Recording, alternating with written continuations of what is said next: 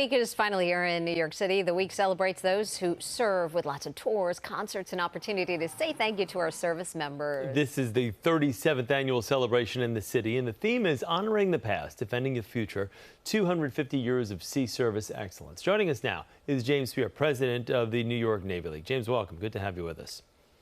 Barry, Chris, good morning. Thanks so much for having us. Can you talk to us about what Fleet Week means to you? Sure. Well, Fleet Week, as president of the Navy League and an American seafarer myself, Fleet Week is an opportunity for New Yorkers and the American public to honor the service and the sacrifice and the ongoing legacy of our sea services, particularly U.S. Navy, U.S. Coast Guard, and U.S. Marine Corps. We have a jam-packed calendar for the week. What are some of the events and activities that you're looking forward to the most this week? We do. It's hard to pick one that is more meaningful than the next. As you mentioned, there's the beginning of a parade of ships. So this week's events start with the parade of vessels up the Hudson as those vessels dock. It continues all the way through then through a series of ship tours, concerts, receptions. We at the Navy League are one of many partners honoring the service and the sacrifice of the sea services this week. And so from beginning to end, it's really an opportunity, again, for the New York public to engage with the sea services and for them to feel appreciated and honored by the American public. James, how great is it for morale for the sailors and the Marines, for some of the locals that get to come home? And so we spoke to one this morning who's going to see his parents from Washington Heights, but also to some of the other service members who've never been to the city before.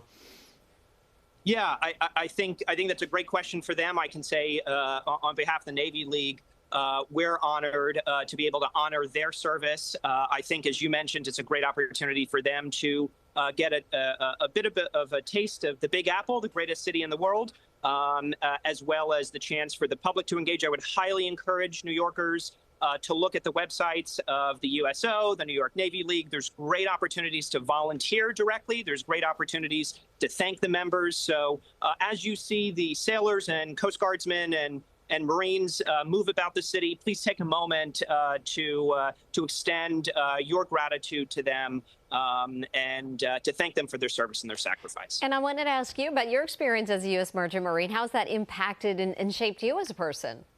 Sure. Well, the Navy League and again, U.S. Navy, U.S. Marine Corps, U.S. Coast Guard, and U.S. Flag Merchant Marine, which is my background, having sailed commercially on vessels for a number of years and now teaching that here at SUNY Maritime College. You'll see there's a ship as one vessel, as the fleet of vessels is coming in for Fleet Week, Navy and Coast Guard vessels. Empire State 7 is about to sail on its summer sea term with 550 soon-to-be deck and engine merchant marine officers that help to move our economy forward and provide national security and economic prosperity.